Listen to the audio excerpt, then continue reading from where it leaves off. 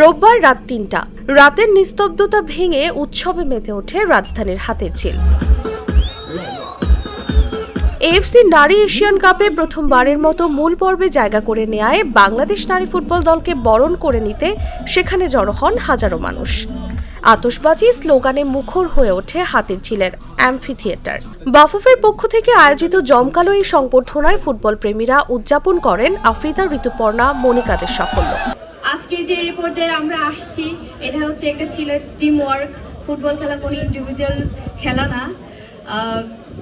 আমরা জানি, আমরা বাংলাদেশের মেয়েরা জানি কিভাবে কঠিন পরিস্থিতি ফাইট করতে হয়।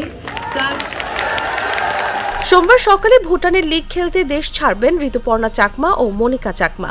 সপ্তাহখানেক পর রওনা দেবেন রূপনা চাকমা, মারিয়া মান্দা ও শামসুন নাহার সিনিয়র।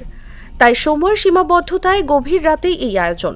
রাত গভীর হলেও উদ্দীপনায় ভাটা পড়েনি একটুও। আমরা খুবই আনন্দিত যে আমাদের বাংলাদেশ টিম 16টা গোল দিছে, একটা গোল খাইছে। যখন এই অবস্থায় আছে বাংলাদেশ নারী টিম আরও অনেক দূরে এগিয়ে যাবে।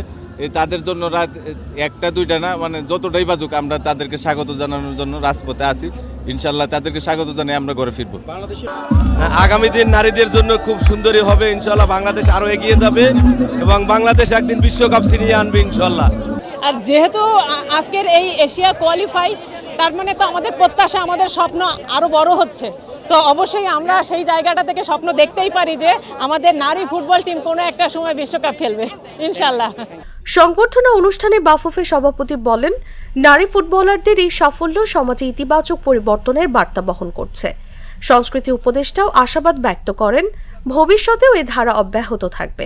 আমরা এখন ফুটবলিং নেশন, আমরা এখন নারীর সমতা এবং নারীর ক্ষমতায়নের একটা দেশ। আমরা এখান থেকে আমরা কোনোদিন পিছিয়ে যাব না, আর এই নারী সমাজকে আমরা পিছিয়ে থাকতে আর দিব না।